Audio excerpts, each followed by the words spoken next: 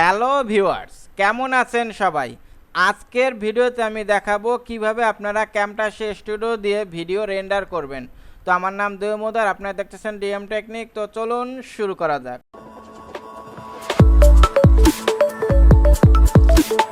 তো সেজন্য প্রথমে মিডিয়া বিন থেকে যে প্রজেক্ট ফাইলটা সেটা ড্র্যাগ করে টাইমলাইনে এনে ছেড়ে দেবেন। দেন এখান থেকে এখানে ক্লিক করবেন, এরপর যাবেন প্রজেক্ট সেটিং। এখান থেকে যে আপনার যে ক্যানভাস ডাইমেনশন এটা দেবেন এই যে 1080 1920x1080 এটা। এরপর এখানে আছে দেখেন ফ্রেম রেট থাকবে আপনার 30 fps আর 60 fps। আপনারা চাইলে 30ও দিতে পারেন, 60ও দিতে পারেন, কিন্তু যদি 60 দেন তাহলে বেশি ভালো হবে, এই জন্য আমি 60 দিলাম। Then apply. এখন এই যে প্রজেক্ট ফাইলটা এটাকে কিন্তু আপনার ড্র্যাগ করে ক্যানভাসের সমান করে দিতে হবে। তো আমি এটা এখানে ড্র্যাগ করে এভাবে মিলিয়ে দিলাম। এখন রেন্ডার করার জন্য আপনারা এখানে দুইটা অপশন পাবেন, দেখেন এই জায়গাও শেয়ার আছে আবার এই জায়গাও শেয়ার আছে। এই দুটো শেয়ার দিয়ে কিন্তু আপনারা রেন্ডার করতে পারেন। তো এই জন্য আমি এখানে ক্লিক করলাম। এখন এখানে আবার অনেকগুলো অপশন আছে দেখেন। তো এই লোকাল ফাইল এখান থেকেও করা যায়, আবার কাস্টম প্রোডাকশন থেকেও করা যায়। তো আমি যদি প্রথমে লোকাল ফাইলে যাই, দেখেন এখানে অনেকগুলো অপশন পাবেন। তো এখান থেকে যাবেন কাস্টম প্রোডাকশনে। এখন দেখেন এখান থেকে আমরা লোকাল ফাইলে গিয়ে কাস্টম প্রোডাকশনে যাই। সো এখানে লোকাল ফাইলে যাওয়ার দরকার নেই, আমাদের এখানে ডিরেক্ট কাস্টম প্রোডাকশন আছে, এখান থেকে যাব নিউ কাস্টম প্রোডাকশন। এরপরে এই যে দেখেন প্রথমে যেটা আছে যে MP4 স্মার্ট প্লেয়ার HTML5 ডিফল্টভাবে, এটা ঠিক আছে, এখানে কিছু করার দরকার নাই। দেন যাবেন নেক্সট। এরপর এখানে যদি আপনার যে টিকটা থাকে, প্রথমে টিক থাকবে, এই টিকটা এখান থেকে উঠিয়ে দেবেন। এরপর যাবেন সাইজ ওই প্রথমে আপনি যা দেবেন আর কি, যে 1080 আর 1920 ছিল এটাই থাকবে। তো এখানে কিছু করার দরকার নাই। ভিডিও সেটিং এটা কিন্তু খুব ইম্পর্ট্যান্ট। এই যে দেখেন ফ্রেম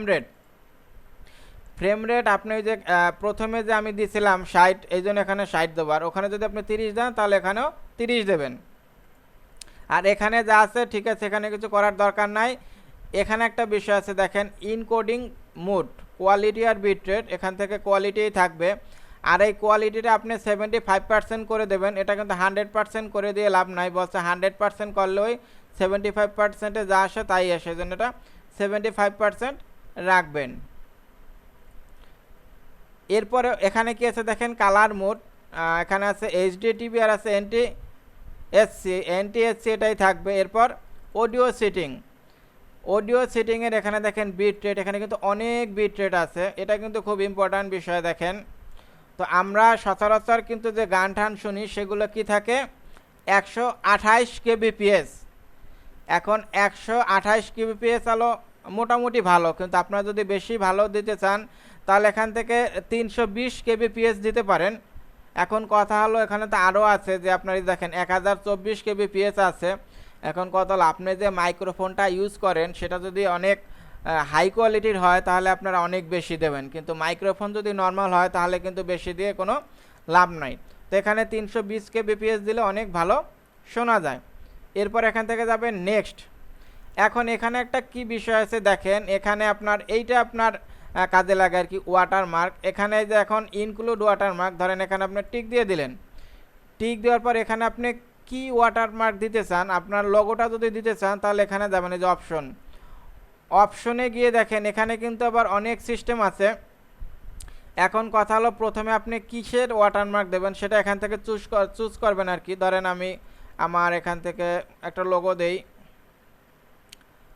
ধরেন আমি দেখানোর সুবিধা এখানে ফটোশপ আনলাম। এখন এইখানে যে অপশনগুলো আছে এই অপশনগুলো দিয়ে কি করে দেখেন, এই যে পজিশনটা এটা কিন্তু আমরা এখান থেকে লড়াতে, এখন কর্নারে আছে, আমি যদি চাই এই কর্নারে আসবে, এখানে আসবে, এটা আমি মূলত পজিশন চেঞ্জ করে। যে আবার এইটা দিয়ে আপনি ওই যে লোগোটা এটার সাইজ যে বাড়াতে কমাতে পারেন, দেখেন এই আর কি। এরপর এটা ওকে করে দেবেন।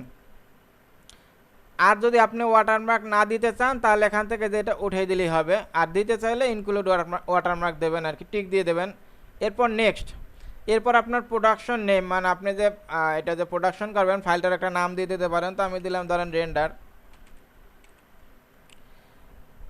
এরপর এখানে আবার একটা গুরুত্বপূর্ণ অপশন আছে দেখেন, আপনি যে এই ফাইলটা এক্সপোর্ট করবেন এটা আপনি কোথায় রাখতে চান আর কি। তো এইভাবে এখানে ক্লিক করে এরপর যাবেন আপনি কোথায় রাখবেন। ধরেন আমি এখানে যে ডি ড্রাইভে রাখবো, এখান থেকে আমি গেলাম ধরেন ইউটিউবের ভিতরে রাখবো। দেন এখন আপনি এখানে সেভ।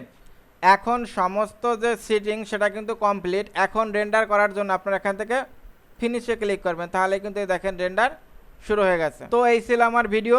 এটা বুঝতে যদি আপনাদের কোনো সমস্যা হয় তাহলে অবশ্যই কমেন্ট করবেন, আমি রিপ্লাই দেবো। ভালো থাকবেন সবাই, নিজের খেয়াল রাখবেন। Thank you, bye, take care.